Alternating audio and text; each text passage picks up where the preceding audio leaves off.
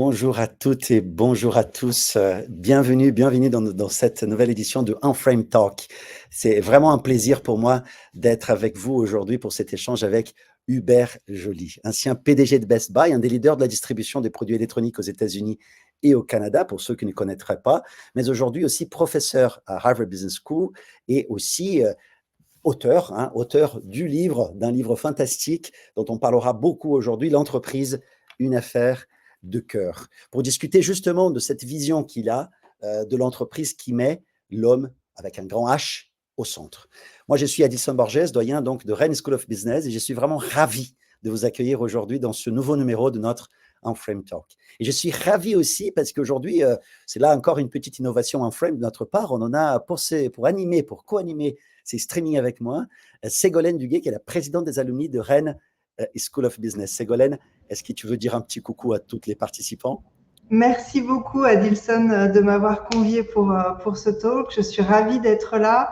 Je suis une ancienne de l'école, je suis P9 et je suis aujourd'hui présidente de l'association des alumni de Rennes School of Business et je suis ravie vraiment d'échanger avec vous tous. On attend vos questions nombreuses. Exactement.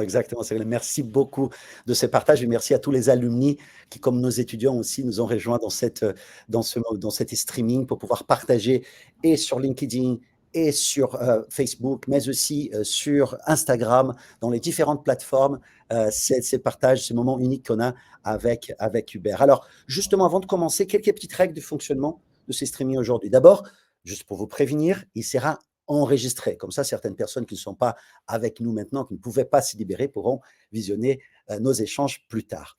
Mais aussi, on veut que ces streamings, comme disait Ségolène à l'instant, ils soient vraiment le plus interactifs possible. Alors, surtout, n'hésitez pas à poser vos questions, à partager vos idées dans le chat tout au long de nos échanges. Okay, nous poserons vos questions au fur et à mesure dans notre échange avec Hubert. Et on a aussi prévu un petit temps d'échange en Q&A à la fin de ce streaming.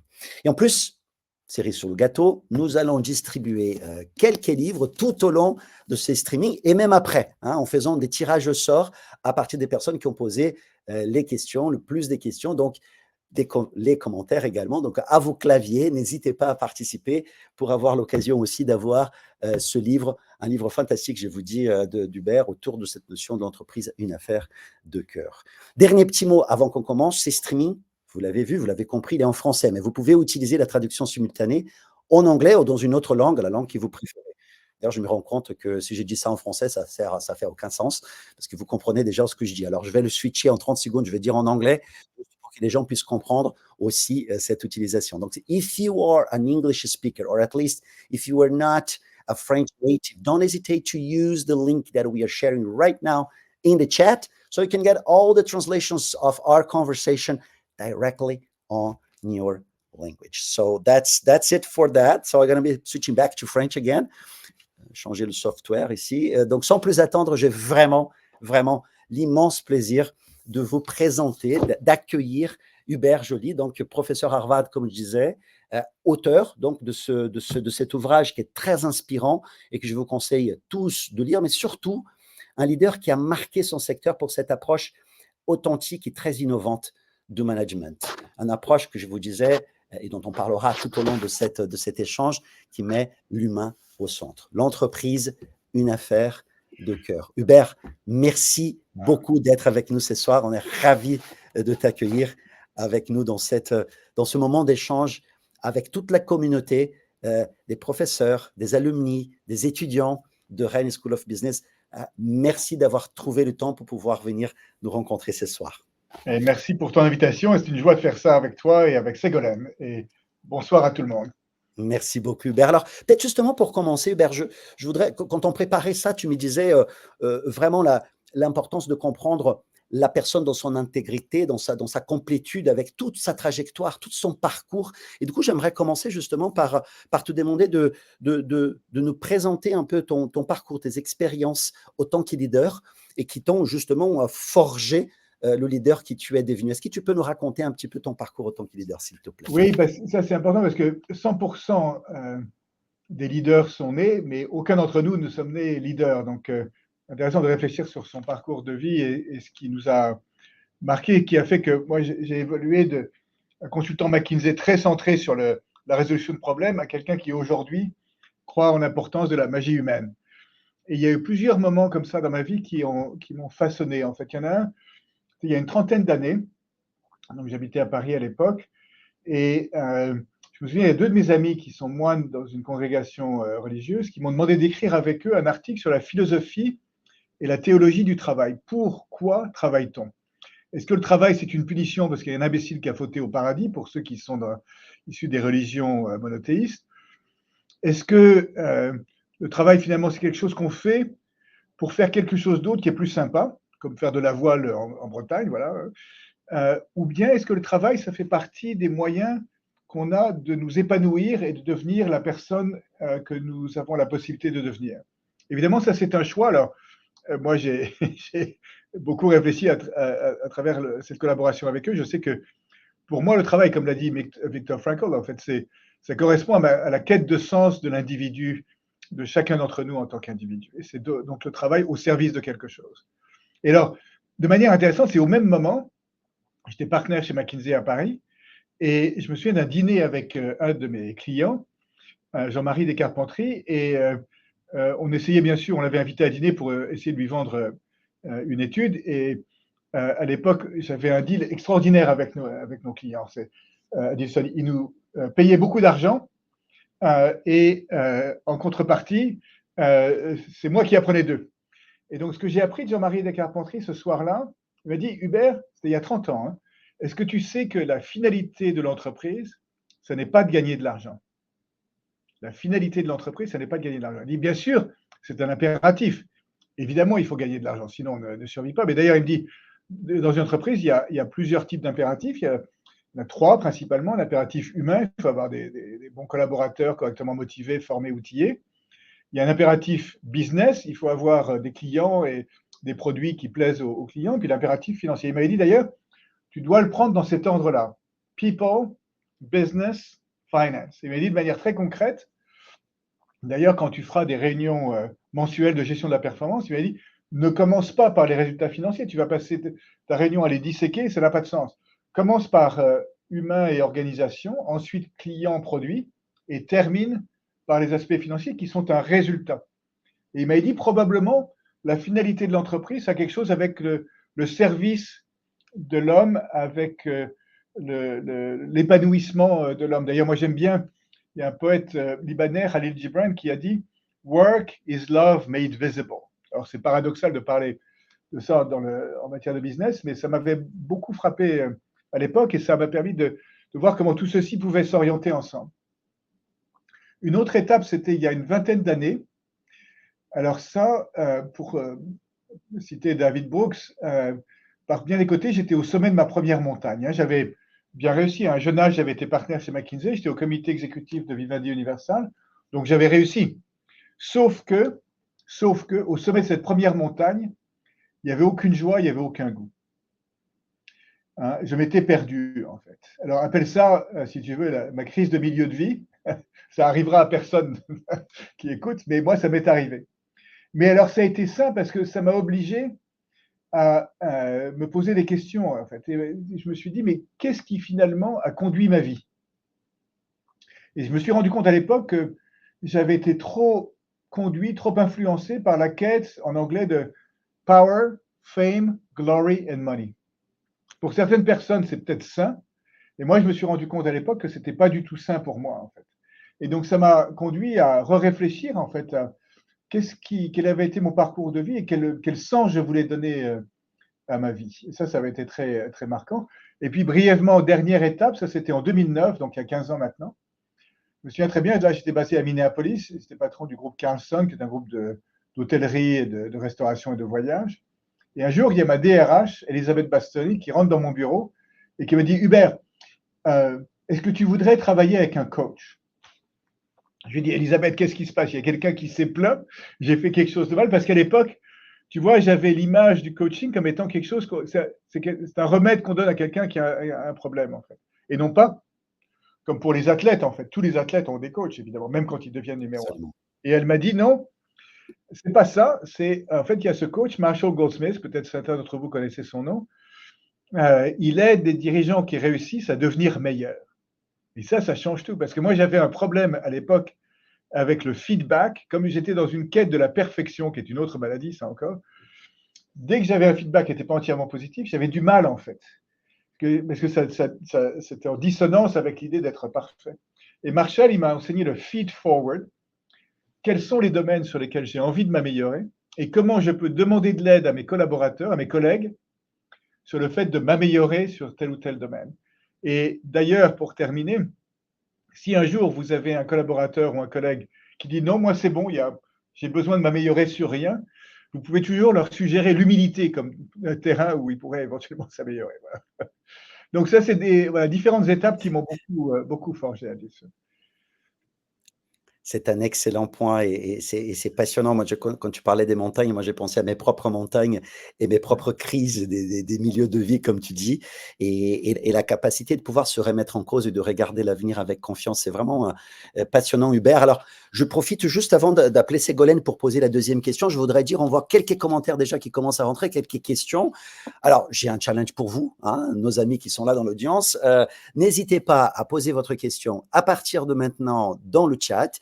Les 3 premières questions, on prendra à partir des 3 premières questions, on fera un tirage au sort pour donner le premier livre déjà de cette soirée. Donc, à vos claviers, mettez vos questions directement sur le chat, on donnera le premier livre tout de suite après ces premiers échanges. Ségolène, je t'invite à venir avec nous dans le studio pour poser la deuxième question de coup, s'il te plaît.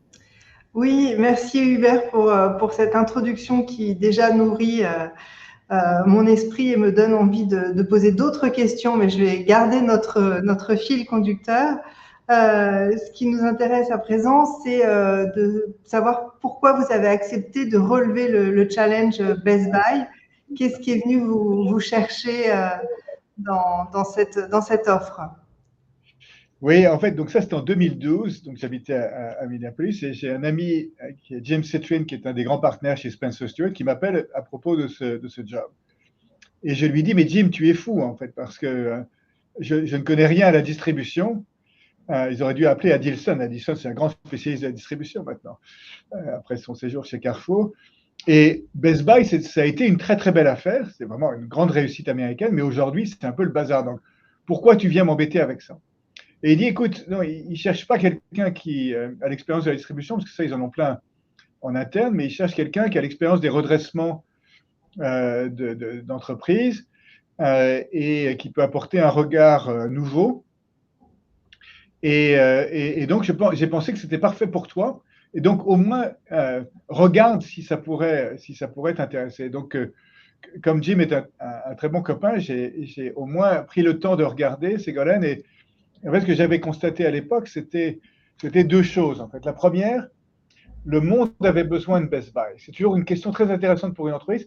Est-ce que le monde serait moins bien si cette entreprise n'existait pas? Et dans le cas de Best Buy, qui est un peu l'équivalent américain de Fnac Darty, on va dire, oui, Best Buy rend un vrai service aux clients. Pour certains de nos achats de produits électroniques, c'est quand même pas mal de pouvoir voir le produit, le toucher, le regarder, l'écouter et de poser des questions à un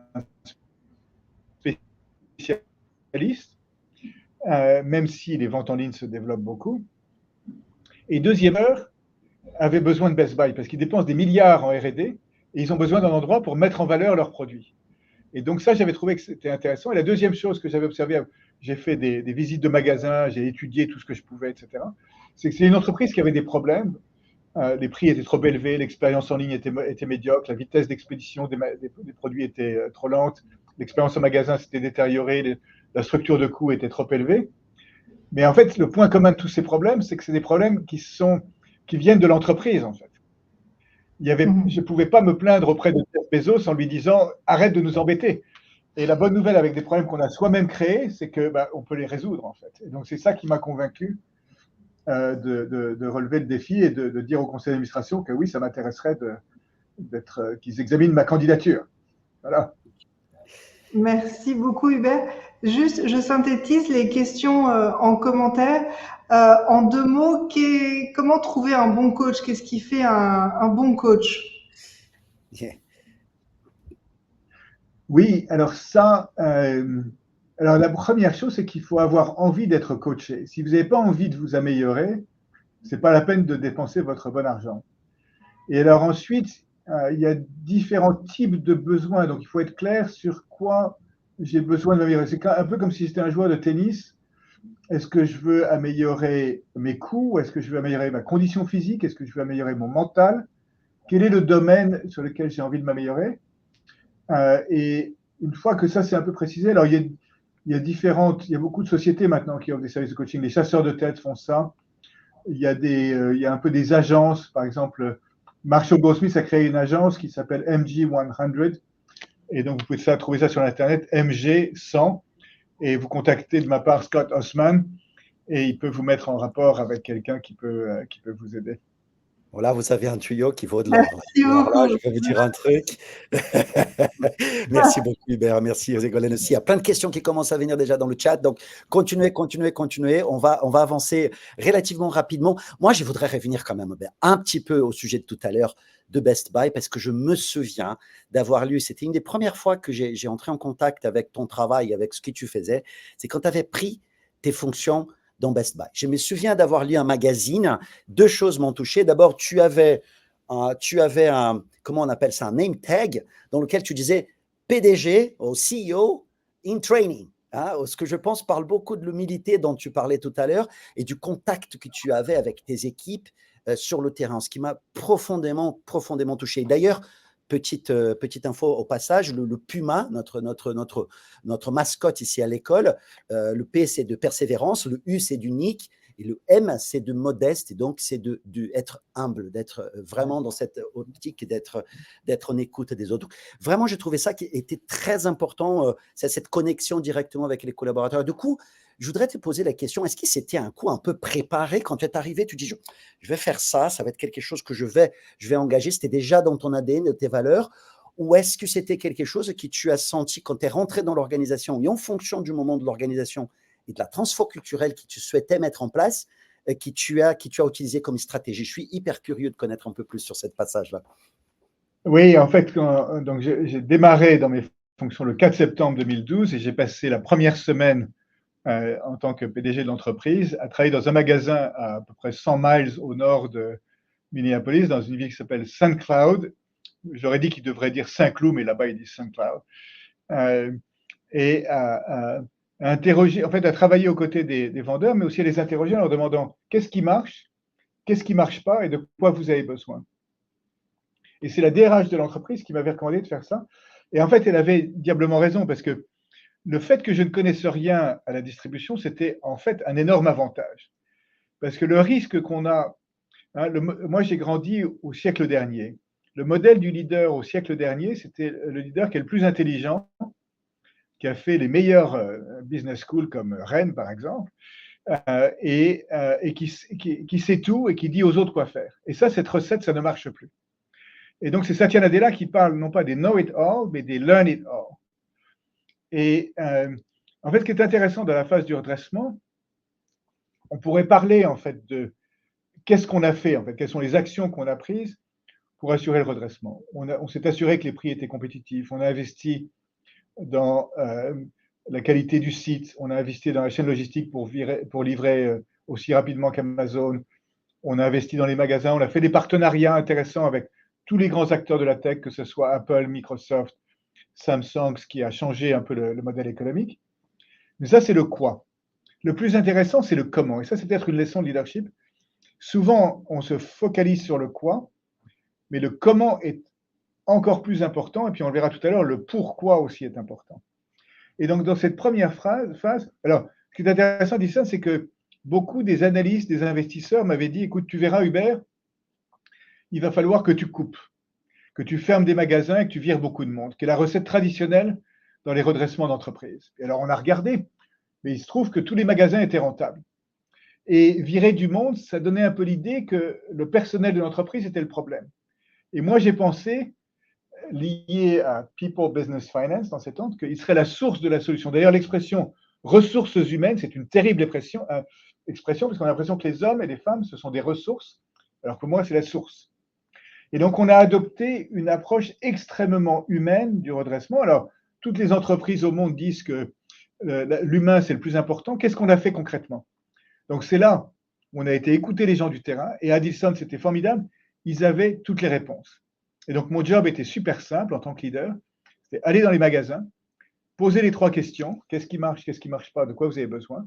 Prendre des notes et ensuite dire exactement ce qu'ils avaient dit qu'on devait faire. Commencer par l'homme, c'était aussi s'assurer qu'au sommet, on avait la bonne équipe de direction. Et puis alors, une approche humaine, c'est aussi terminer par l'homme. Et l'homme au sens générique.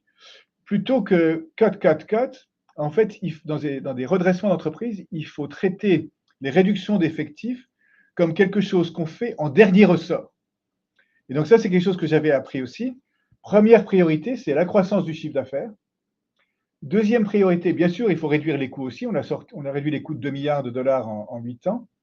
Mais il faut s'atteler d'abord aux coûts non salariaux, qui sont l'ensemble des éléments de la structure de coûts qui n'ont rien à voir avec les effectifs, mais qui, dans beaucoup d'entreprises, représentent l'essentiel de la structure de coûts. Donc, par exemple, tu vois, à Edison, chez Best Buy, on vend beaucoup de téléviseurs.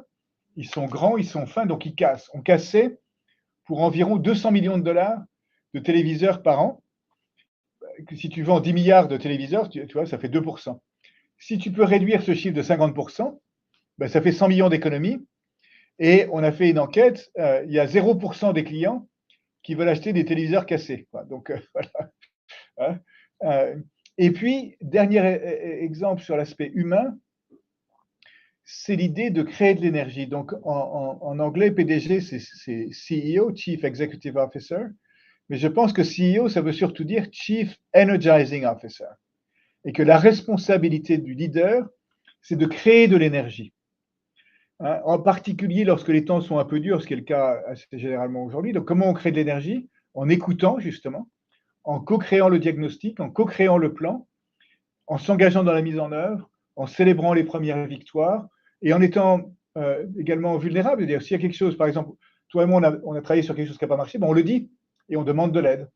Donc voilà, c'est cette approche très humaine, très organique qui nous a permis d'assurer le redressement de cette belle entreprise. Et ça c'est passionnant, Hubert, parce que ça existe justement, et paraît simple quand tu le dis, mais ça existe du courage aussi, parce que comme tu as dit, on était biberonnés dans cette espèce de stéréotype de leader qui était celui le tout-puissant, qui savait tout et qui allait résoudre tous les problèmes. Donc, c'est passionnant, c'est vraiment passionnant ce que tu nous apportes. Alors, avant d'amener Ségolène au studio pour qu'elle pose la deuxième question, moi j'avais aussi une petite question qui a été partagée déjà par l'audience, par les participants dans le chat et qui revient interroger ce que tu as dit au tout début. Tu as fait plein d'ouvertures intéressantes et sur le coaching pendant que tu parlais de ton parcours, mais aussi sur la notion de feedback.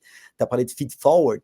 Et il y a une question ici de Jesus qui nous dit, on parle beaucoup de feedback justement, mais je trouve que justement cette notion de feed forward, elle est vraiment intéressante. Est-ce que vous pourriez un peu expliquer davantage ces concepts? Alors, je te laisse faire, tu feras largement mieux que moi. Mais de manière très concrète, en fait, 3 mois après avoir démarré chez Best Buy, j'ai dit à notre équipe de direction, bon, on va, je pense, tous être d'accord pour dire que le redressement de Best Buy, ça va être une affaire difficile puisque tout le monde pense qu'on va mourir.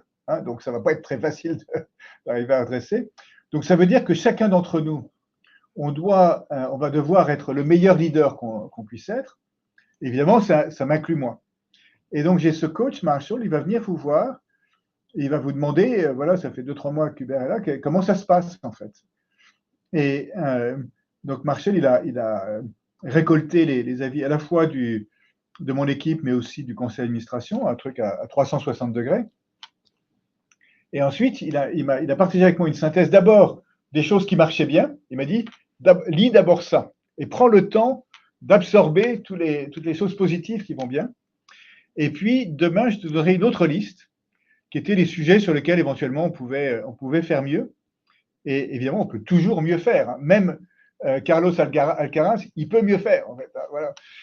On peut toujours mieux faire. Et alors, il m'a dit une chose très intéressante, Edison.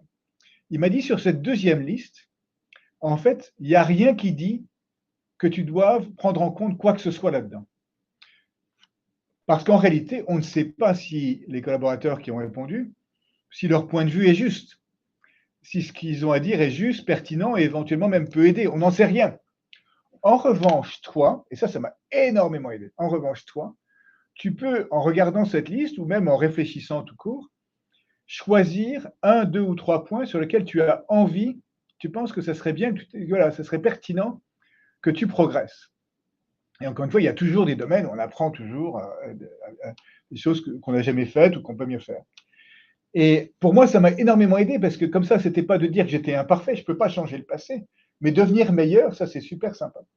Et alors, ce que j'ai fait ensuite, c'est que lors de la réunion du lundi après-midi du comité de direction, je leur ai dit, ben voilà, merci beaucoup d'avoir passé du temps avec Marshall.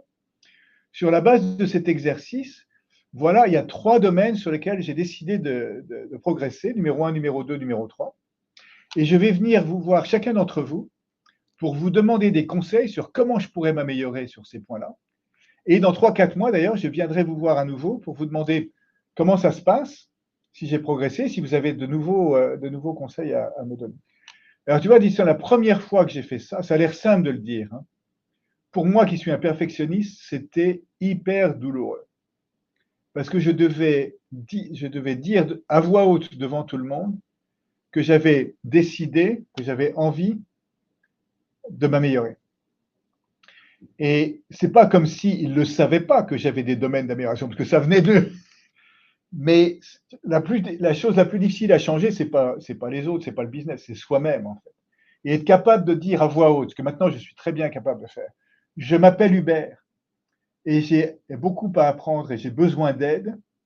Ça a été un pivot considérable pour moi et qui a libéré en fait ma capacité à progresser, en fait, à continuer à progresser. Et ça revient effectivement à ce que tu disais, Hubert, sur cette notion de modestie aussi, d'être capable d'être humble et de regarder un peu, comme dit Satya Nadella, plutôt dans une logique de learning it all et d'être toujours en amélioration.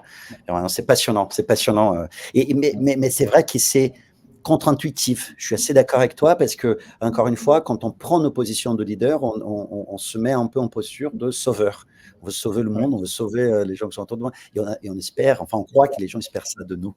Exactement. Bon, merci beaucoup pour ce partage. Ségolène, je te laisse poser la prochaine question, s'il te plaît. Il y a beaucoup de questions. Oui, alors, justement, je me rends compte que toutes les questions auxquelles on avait pensé, les participants nous les posent aussi, donc je vais faire le lien. Vous êtes dans une logique, vous parlez de libérer la magie humaine. Et on a Benoît Maclay qui nous pose une question qui est en lien avec ça, à savoir si, vous parlez du rôle de l'humain au sein de l'entreprise est une affaire de cœur, et il n'y a de valeur que d'homme pour le président Louis Leduf. Y a-t-il, vous sentez-vous vous sentez-vous proche, vous sentez-vous avoir un point commun avec ce Breton? Absolument, que j'admire et respecte beaucoup. Ce qui est très intéressant, c'est que quand je travaille aujourd'hui avec des dirigeants, soit parce qu'ils viennent à mes programmes à Harvard ou à travers le coaching ou le mentoring que je fais, la plupart d'entre nous, la plupart des dirigeants, nous savons bien en fait que on a besoin de repenser l'entreprise autour du sens et de l'humain, hein, et que l'entreprise peut être une force de bien au service du bien commun, et que les entreprises réussissent quand on arrive à libérer cette magie humaine. Le défi, c'est pas tellement de nous convaincre de faire ça, c'est de le faire. Et c'est là où j'ai beaucoup appris chez Best Buy. Et je peux peut-être raconter une histoire, en fait, hein, qui est en fait l'histoire qui était à l'origine de cette expression de libérer la magie humaine et de voir ce que j'ai appris à cette occasion-là. Ségolène, en fait, les 3-4 premières années, après j'ai pris mes fonctions, le redressement de Best Buy, c'était surtout réparer ce qui était cassé. En fait, c'est une entreprise qui était opérationnellement cassée, donc il fallait stabiliser et améliorer de manière opérationnelle. Et puis ensuite, on est passé à une phase qui était plutôt tournée vers la croissance. On a essayé de réfléchir à comment inventer l'entreprise qu'on voulait devenir. Et c'est là où on a travaillé sur notre raison d'être, sur notre stratégie, etc. Et à un moment donné, on a vu la croissance de l'entreprise s'accélérer à un point où c'était vraiment étonnant, en fait. On était surpris de la vitesse de croissance de l'entreprise. Et un jour, j'ai entendu parler de quelque chose qui s'était produit dans un de nos magasins en Floride. Et dans ce magasin en Floride, une jeune femme et son petit garçon étaient revenus dans ce magasin. En fait, l'histoire, c'est que le petit garçon, au moment des fêtes de fin d'année, avait eu comme cadeau un jouet qui était un dinosaure.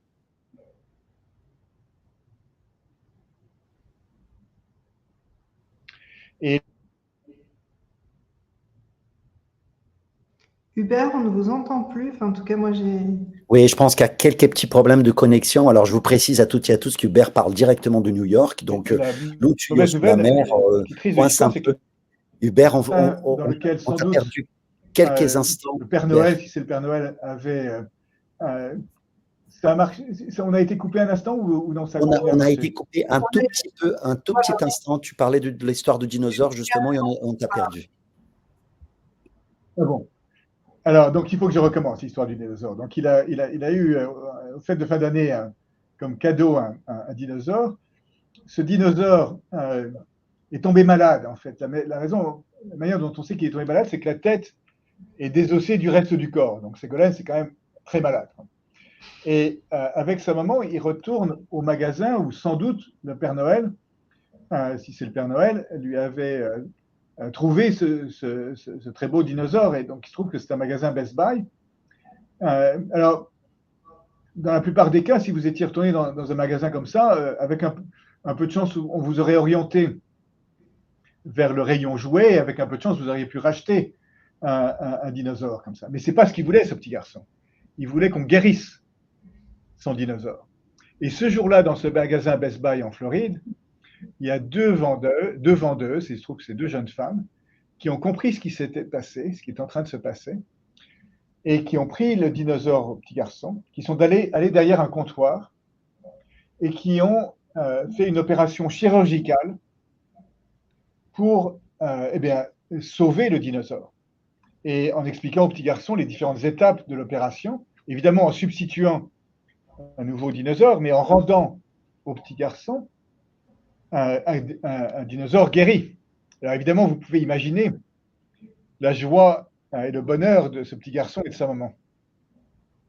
Évidemment, la question ensuite, c'est est-ce qu'il existait chez Best Buy à l'époque des procédures ou un manuel sur comment on gère ce genre de situation, comment on guérit les dinosaures décapités? Et en fait, la réponse est évidemment non. Il n'y avait pas non plus de mémo du patron français très intelligent sur comment on gère cette situation. Clairement, ce qui s'était passé, c'est que ces deux jeunes femmes avaient trouvé dans leur cœur l'envie et la liberté et le génie, en fait, de guérir ce dinosaure. Et quand j'ai appris cette histoire, je me suis dit, mais voilà, c'est ce qu'on a fait, en fait. On a, à grande échelle, puisqu'il y a plus de 100 000 personnes chez Best Buy, on a créé un environnement dans lequel on a libéré cette magie humaine et le génie particulier de chacun des collaborateurs. Et ça se fait pas. Il n'y avait pas d'incentives, il n'y avait pas des bonus ou des primes de fin d'année sur le nombre de dinosaures guéris. Elles ont vraiment trouvé ça dans leur cœur. Et c'est là où j'ai appris que le rôle du leader, par bien des côtés, c'est d'être un jardinier. Alors moi, je ne suis pas jardinier, mais j'ai regardé. Un jardinier, il y a un peu une partie paysagiste, où il faut quand même définir un peu le cadre. Mais après, c'est surtout s'assurer que le terrain est fertile et où les graines peuvent pousser. Et ça s'appuie sur ce que j'appelle les ingrédients de la magie humaine, c'est-à-dire les facteurs qui sont, et là, la recherche académique l'a bien montré, mais ensuite la pratique aussi, qui sont les facteurs qui font que les individus ont envie de se dépasser. Et ça, il y en a une demi-douzaine, en fait. C'est le sens, quand on peut trouver du sens à son action. C'est les relations humaines, le fait de se sentir reconnu, apprécié en tant que tel, comme qui on est. C'est l'autonomie, c'est le fait de dire, voilà, j'ai la possibilité, je n'ai pas besoin qu'on me dise quoi faire, je peux, de mon propre chef, décider de le faire. C'est un environnement dans lequel il y a de la sécurité psychologique, c'est-à-dire que je n'ai pas peur, en fait. Il y a un environnement où je sens que je peux apprendre et me développer, et il y a un environnement où on sent qu'il y a des possibilités, en fait. C'est le growth mindset de Carol Dweck.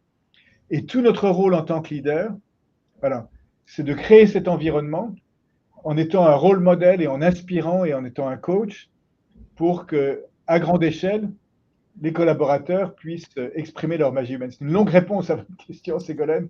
C'est passionnant. C'est passionnant. Merci beaucoup, Hubert. Non, c'est vrai qu'elle est incroyable et tu commences à toucher justement à ce point sur la notion de raison d'être, de donner du sens, de redonner du sens, qui fait partie aussi de cette notion de remettre l'être humain au centre. C'est vraiment super. Merci beaucoup, Hubert. Alors, Une petite info, là encore, vous avez retrouvé ces éléments évidemment dans le livre que je vous ai dit. Et on en a, ça y est, on en a notre première gagnante, Sabine Audirac, qui a été tirée au sort par les équipes et qui a déjà le premier bouquin. Je vous ai dit, de toute façon, il y a plein de bouquins, on en a mis plein de bouquins à côté pour vous. On va tirer au sort à la fin de cette émission sur l'ensemble de personnes qui ont participé, qui ont posé des questions, qui ont posé des commentaires ici, pour inciter justement ces différents échanges. Et avant de rentrer sur cette question de sens, Hubert, que je voudrais venir très vite derrière, il y avait justement la question de Sabine Ducou, où elle disait quels ont été les plus grands défis, peut-être justement pendant cette période chez Best Buy, quels étaient les plus grands défis pour toi qui t'ont été confrontés au tant que leader? Alors, elle parle d'entrepreneur, évidemment, parce qu'on en est aussi intrapreneur, mais pour toi, quels étaient les plus grands défis au tant que leader pendant cette période chez Best Buy, s'il te plaît? Il y en a eu beaucoup, donc je vais en choisir deux. Le premier, c'est parce qu'il y a eu deux phases en fait. Il y a une phase qui était le redressement qu'on a appelé Renew Blue en anglais. Blue, c'est la couleur des polos des vendeurs de Best Buy. Et puis une deuxième phase qui était Building the New Blue, qui était plus tournée vers la croissance. Dans la première phase, peut-être le principal défi, c'était le temps. Et c'était, d'ailleurs, ma directrice financière, Sharon McCollum, avait cette idée, il faut qu'on gagne du temps parce qu'on sait qu'il y a des actions qui vont prendre du temps avant de produire leurs fruits. Et en même temps, quand vous êtes une entreprise cotée, vous ne pouvez pas dire aux investisseurs, rendez-vous dans 5 ans, et puis vous verrez. Donc, il fallait que tous les trimestres, on puisse montrer une dynamique de progrès, en fait. Et ça, c'était aussi un truc que j'avais appris d'un client. Bien sûr, on allait s'intéresser au long terme, mais il fallait instiller une dynamique de progrès. D'ailleurs, un truc que j'ai appris, c'est souvent on pose des questions, est-ce qu'il faut s'intéresser au court terme ou au long terme, aux revenus ou aux coûts, aux clients ou au personnel ou aux actionnaires. Et j'ai appris que 98% des questions qui sont formulées sous la forme ou, il vaut mieux répondre sous la forme et. Bien sûr, c'est le chiffre d'affaires et les coûts. C'est le court terme et le long terme, c'est les employés et les clients et les actionnaires. Et il faut refuser les jeux à somme nulle.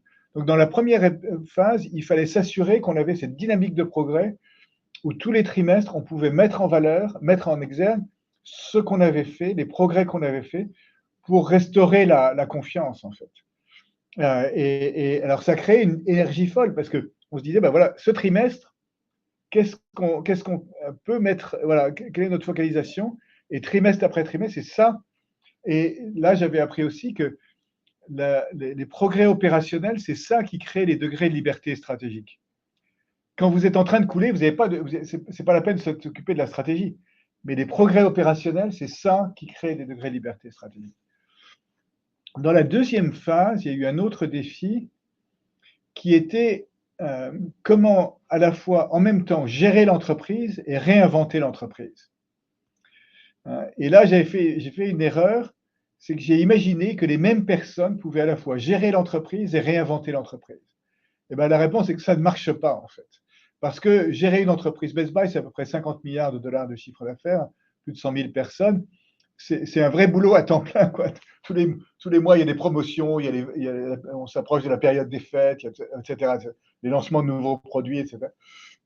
C'est un boulot à temps plein. Et les personnes qui gèrent l'entreprise n'ont pas la bande passante pour en même temps réinventer l'entreprise. Et donc, c'est là où on a eu l'idée de créer une petite équipe qu'on a appelée le Strategic Growth Office, une petite équipe de 50 personnes qui a pu se consacrer à temps plein à cette réinvention. Et cette équipe a été dirigée par Corey Barry, qui ensuite, plus tard, elle est devenue, elle a pris ma suite à la tête de l'entreprise. Et donc, c'est là où ils ont pu faire les travaux de stratégie, ils ont pu faire des prototypes sur les nouveaux produits et les nouveaux services, ils ont pu les tester, mesurer ce qui marchait, ce qui ne marchait pas, faire des erreurs. Et ensuite, voilà, donc c'est deux défis. Voilà. C'est passionnant, oui. Et je trouve que effectivement, c'est deux choses parfois où on demande aux mêmes personnes d'être à la fois bon en process, en management, en gestion, comme tu disais, mais aussi après être innovant et de se réinventer eux-mêmes, ce qui est parfois extrêmement compliqué. Ouais. Moi, je voudrais tirer un fil, Hubert. Il y a plein de questions qui viennent encore dans le chat et on va passer vite dans 5 minutes déjà à une phase encore plus Q&A. On va vraiment dédier du temps, donc on passera les questions que vous avez posées. Donc, continuez à poser les questions dans le chat, continuez à participer. Je vous en remercie pour l'énergie et pour les échanges que vous nous proposez. Moi, j'avais une question que je ne pouvais pas laisser passer, qui est justement dans cette phase Best Buy. Un des trucs qui m'a aussi impressionné, qui c'est dans le livre et tu le racontes très très bien, mais je voudrais que tu partages avec nos auditeurs, c'est la notion de raison d'être. On en parle beaucoup de raison d'être, de donner du sens, de redonner du sens. Et je trouve que finalement, c'était vraiment quelque chose qui a été un fil conducteur, à la fois dans la logique de remettre les hommes et les femmes au centre de l'entreprise, mais en redonnant du sens aussi à cette entreprise. Et tu as fait un travail remarquable de profondeur pour identifier à quoi sert Best Buy, c'est quoi la vraie raison d'être, c'est quoi le sens de purpose de cette entreprise. Comment tu l'as fait? Quelles étaient les résistances que tu as pu affronter? Parce que comme tu disais, il y a aussi le court terme, il faut délivrer vite. Et donc, quand on regarde la raison d'être, on peut se dire, oh là là, qu'est-ce qu'il vient me raconter ces trucs? C'est demain, c'est pas aujourd'hui, c'est pas l'urgence. Et en même temps, on le sait, tu l'as dit à plusieurs reprises, j'ai lu dans plusieurs interviews qui étaient les tiennes, c'était quand même un des piliers pour pouvoir faire le turnaround de l'entreprise. En fait, quand on dirige une entreprise, au cours du temps, il y a peut-être 4-5 choses dont il faut s'occuper. Il y a le pourquoi, qui est la raison d'être. Il y a le quoi, qui est la stratégie. Il y a le comment, qui est un peu la culture. Ensuite, il y a l'exécution. Et puis, au milieu, il y a le leadership. Donc, raison d'être, stratégie, culture, exécution, c'est un peu un diamant, en fait, comme ça, et le leadership au milieu. On ne peut pas s'occuper de ces 4 sujets en même temps, en fait. Il faut choisir, à un moment donné, ce sur quoi on met l'emphase. Dans la première phase, on a surtout mis l'emphase sur l'exécution, parce c'était ça qui allait nous donner le plus de levier. Mais au bout de 3-4 ans, quand on s'est posé la question comment on accélère la croissance et quel type d'entreprise on veut devenir, on a commencé par travailler sur la stratégie, mais ensuite on s'est posé la question de la raison d'être. Et ça s'est produit notamment lors d'un dîner du comité de direction. Et sans doute dans vos entreprises, vous faites ça ou vous ferez ça, tous les 3 mois, on faisait on allait au vert avec l'équipe de direction pour travailler sur nos stratégies, nos plans, etc. Et lors de ces réunions, on avait demandé à chacun des membres du comité exécutif de venir avec une photo de chacun d'entre eux lorsqu'ils étaient petits, donc 2, 3, 4 ans. Vous pouvez imaginer des photos assez mignonnes. Et on a passé la soirée autour d'un dîner à échanger, à partager les uns avec les autres l'histoire de notre vie, pas notre curriculum vitae, mais l'histoire de notre parcours de vie et notre raison d'être à nous, notre vocation, en anglais, c'est notre purpose individuel. Et à ce moment-là, on s'est rendu compte de 2 choses, Adilson. La première chose, c'est que chacun des membres du comité de direction était un être humain. Pas juste un directeur financier ou un directeur juridique ou directeur marketing, mais un être humain compliqué, cabossé, beau, magnifique. Et deuxièmement, on s'est rendu compte qu'à 2 exceptions près, chacun d'entre nous, on partageait le même type de sens qu'on voulait donner à notre vie.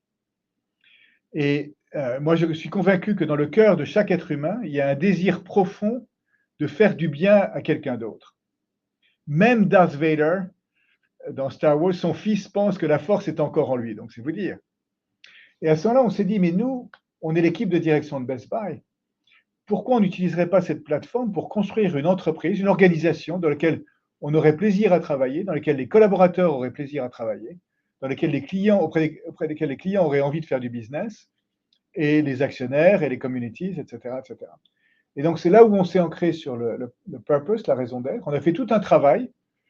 Et donc, j'ai effectivement beaucoup écrit là-dessus, à la fois dans le bouquin, mais aussi dans la Harvard Business Review, sur comment on définit une raison d'être. Pour moi, une raison d'être, ça se trouve à l'intersection entre les besoins dans le monde qu'on peut avoir envie de traiter, les compétences particulières qu'on a, les choses qui nous passionnent et comment gagner de l'argent. C'est les 4 facteurs. Et ce qui est magnifique, c'est qu'une fois qu'on a défini une raison d'être, en fait, elle peut devenir la pierre angulaire de la cathédrale, du dispositif. Elle peut venir inspirer la stratégie et orienter la stratégie.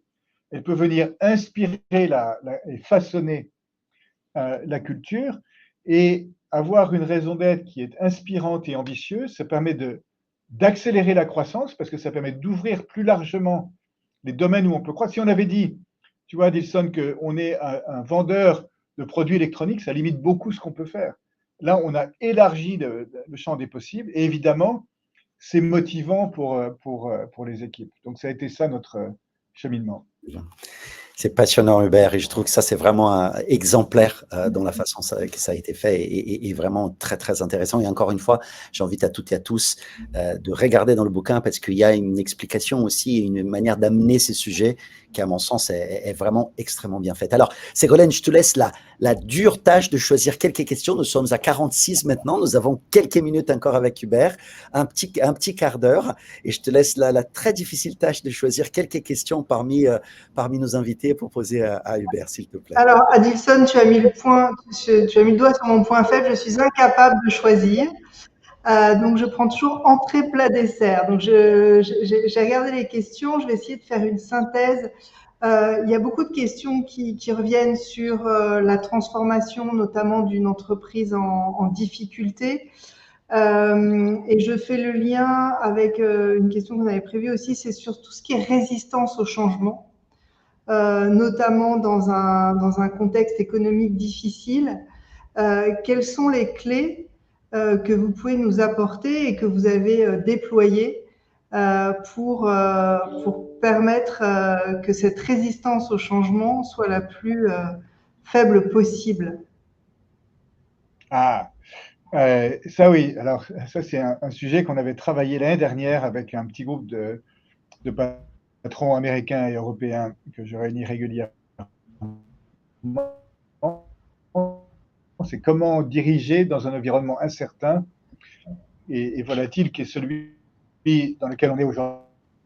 Ah, ça revient? Vous m'entendez? On vous entend par à coup. Vous m'entendez, Ségolène? Je vous entends, je vous entends. Vous m'entendez? Je vous entends. Allô? J'entends Hubert. Allô? Vous m'entendez? Oui, Hubert, on t'entend. Je pense qu'il y a un petit... Ah oui, ça y est, je suis là, donc je vais continuer. Merci. Oui, il y a plusieurs idées qui sont ressorties. La première chose, c'est qu'en tant que leader, c'est très important de prendre soin de soi-même. Avant de pouvoir aider les autres, avant de pouvoir diriger les autres, donc prendre soin de soi-même physiquement, mais aussi mentalement et spirituellement. Et donc d'être aligné, d'être clair avec qui je suis, quelles sont mes valeurs, quels sont mes principes et quel est le sens que je souhaite donner à tout ceci, en fait. Donc, prendre soin de soi-même. Deuxièmement, on en a parlé, c'est être le leader qui est porteur d'énergie, donc je ne vais pas revenir là-dessus. Le point suivant, c'est revenir au sens et aux valeurs. Quand l'environnement est très incertain, il faut revenir à des choses qui ne bougent pas, qui sont le sens et les valeurs et les grands principes. Autre idée, c'est en fait, bien sûr, c'est de chercher dans ces environnements incertains des opportunités en faisant preuve d'empathie. Et donc, un des patrons qui était dans notre petit groupe, qui dirige une boîte de Minneapolis qui s'appelle Ecolab, qui est dans le domaine de la purification de l'eau et de s'assurer que les environnements sont purs et sains, etc. Et ben, il avait été voir pendant le Covid des patrons de McDonald's et de Hilton, et pour les écouter et voir ce dont ils avaient besoin.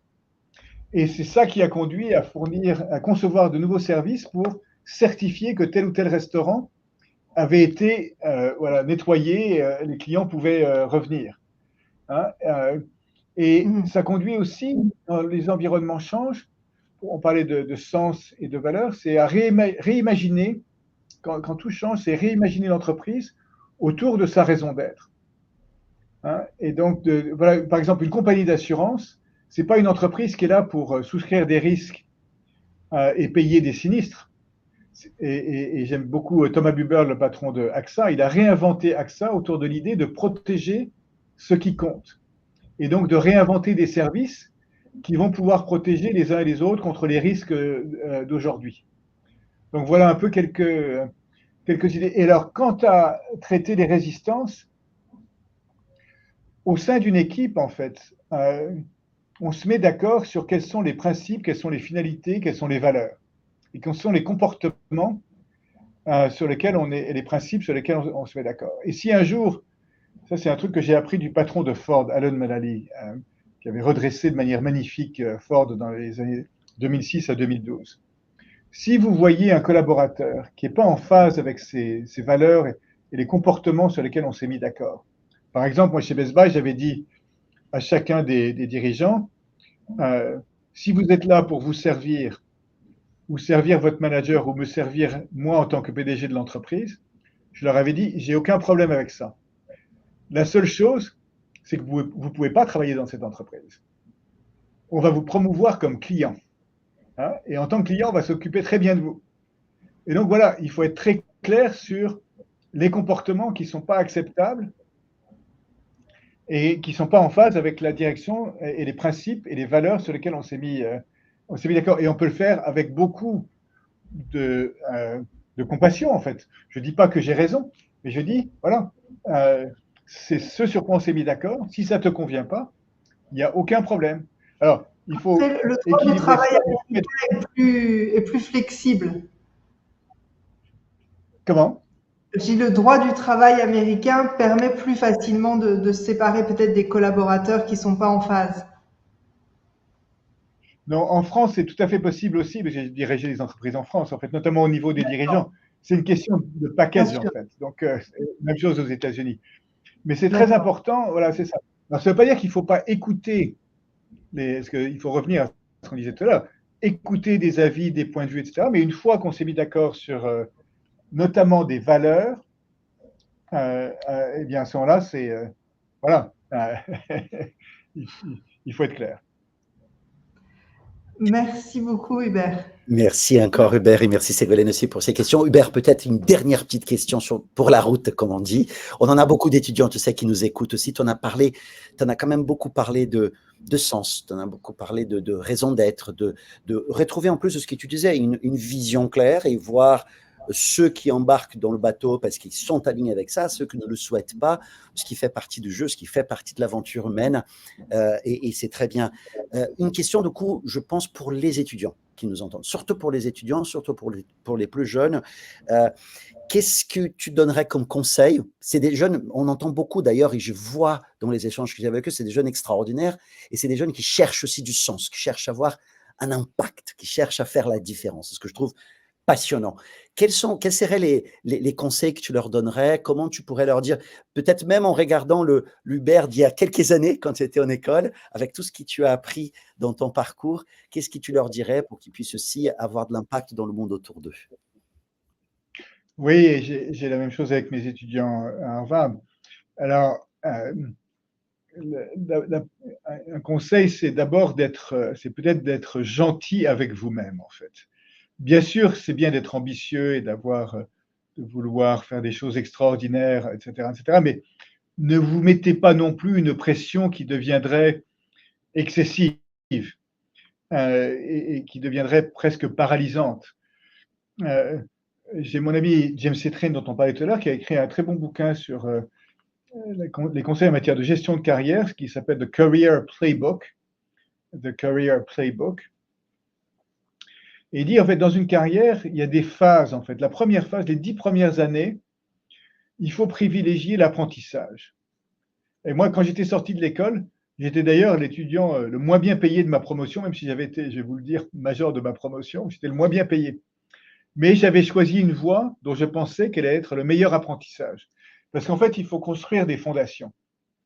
Hein, et si j'ai pas, c'est comme si je reviens au tennis, si j'ai pas une bonne condition physique, si j'ai pas travaillé ma technique, je vais pas pouvoir gagner, voilà, le Roland Garros ou les Jeux Olympiques. Donc il y a un travail.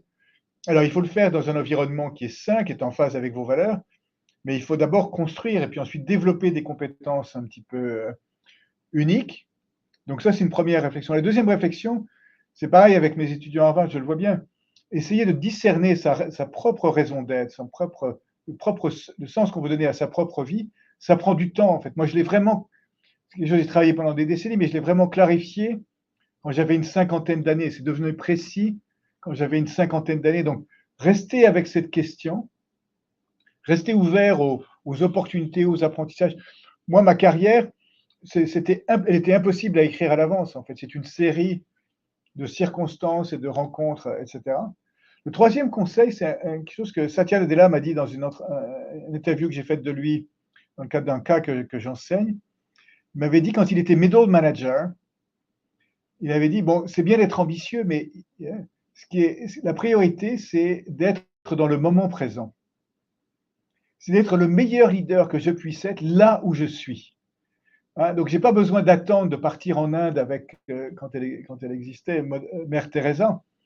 Non, c'est là où je suis. Est-ce que je peux être le meilleur leader possible au service de mes parties prenantes, que ce soit mes équipes, mes clients, l'environnement, etc. Hein, j'aime bien cette idée que j'ai lu un jour dans une rubrique dans Yahoo Finance.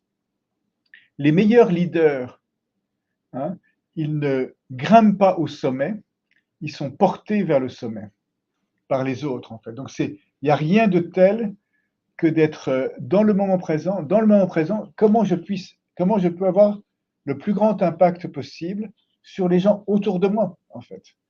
Et par certains côtés, peut-être la sagesse, c'est de se dire, oui, bien sûr, je pourrais changer le monde, en fait. Et j'espère un jour le changer, mais peut-être que là où je dois commencer, c'est me changer moi-même, et c'est changer l'environnement dans lequel je suis, en fait. Parce que si je fais ça tous les jours, hein, je terminerai peut-être par une question, en fait, Adilson. Quels sont les 2 seuls jours dans l'année où je ne peux rien faire, où je suis incapable de faire quoi que ce soit? Quels sont les 2 seuls jours dans l'année où je suis incapable de faire quoi que ce soit? Ben, je vais te dire. Dis-moi. Je vais te dire. C'est hier et demain. Ah, c'est les j'adore. 2 seuls jours dans l'année. Hein? Mais aujourd'hui, voilà, je peux. Donc, qu'est-ce que je peux faire aujourd'hui? Et Cory Barry, qui est ma successeur à la tête de Best Buy, tu vois, à la fin de chaque journée, elle se demandait, est-ce que, voilà, en fonction des actions que j'ai prises aujourd'hui, de ce que j'ai fait, de la manière dont je me suis comporté, est-ce que le monde est un petit peu meilleur aujourd'hui, c'est-à-dire les gens autour de moi, que ce qu'il était hier ou qu'il était au début de la matinée? C'est peut-être ça que j'ai appris. Bon, là, je vous donne un avis. Vous n'êtes pas obligé de le suivre. Je partage juste peut-être une réflexion avec toutes les cicatrices que vous voyez sur mon visage, des choses que j'ai apprises au cours du temps.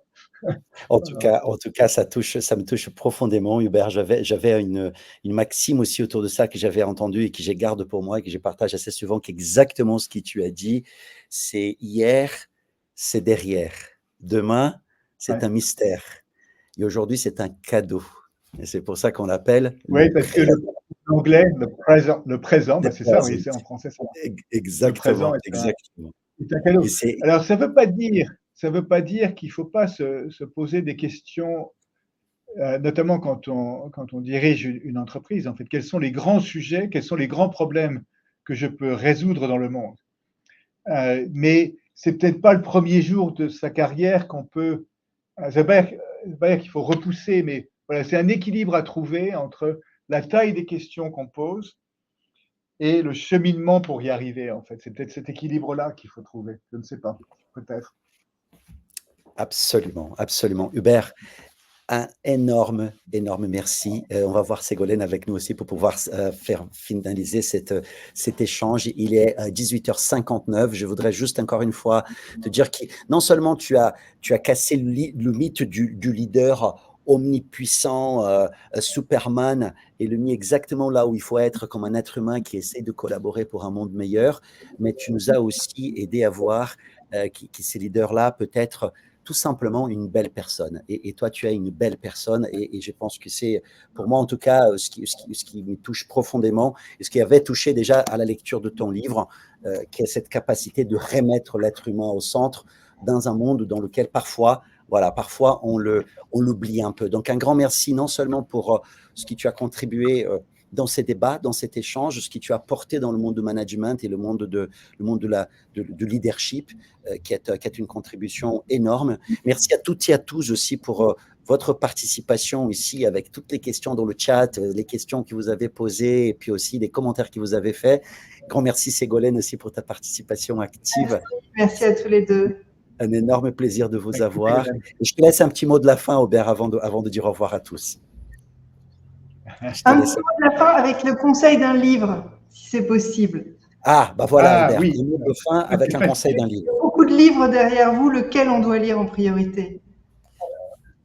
Après celui-là, hein, je vous confirme encore une fois pour ceux qui n'ont pas lu. Donc, le conseil, c'est prenez soin de vous. Et ça, c'est un livre qui est sorti en septembre de l'année dernière. Bon, évidemment, je suis complètement objectif. Il a été écrit par ma femme. Hein. Bon, voilà. Et moi, je suis l'agent de ma femme. Hortense Le Gentil est un des coachs de dirigeants les plus exceptionnels au monde. Et son idée, l'idée de ce livre, c'est que en tant qu'individu, en tant que personne, en tant que leader, il peut y avoir à un moment donné des choses qui nous retiennent en arrière, qui nous empêchent de progresser, qui fait qu'on est prisonnier. Ça peut être un trauma qu'on a eu dans le passé, ça peut être une voix qu'on entend dans notre oreille, et qui n'est pas notre voix, qui peut être la voix de la société ou la voix de nos parents ou des choses comme ça. Et ce livre est un peu une méthode, il est écrit de manière très vivante, sur comment se libérer, comment se libérer de ce qui nous rend prisonniers. Et donc, c'est un très bon complément, en fait. Alors, on pourrait faire 2 pour le prix d'un, je ne sais pas, mais ça, c'est The Unlock Leader, c'est le cheminement intérieur. Et l'entreprise Une affaire du cœur, c'est aussi le cheminement intérieur, mais c'est aussi le cheminement extérieur. Et donc, les deux vont très bien ensemble. Voilà. Hubert, Ségolène, un grand merci. Hubert, un grand merci pour ce temps et pour ce partage. Vraiment, merci pour tout ce que tu as fait pour notre communauté. Merci au nom de toute Rennes School of Business. Merci d'avoir pris le temps d'être avec nous ce soir. Merci à toutes et à tous encore une fois. Et puis, à très bientôt sans doute. Merci Hubert, merci beaucoup. Bonne soirée. Au revoir. Merci, bonne soirée. Au revoir.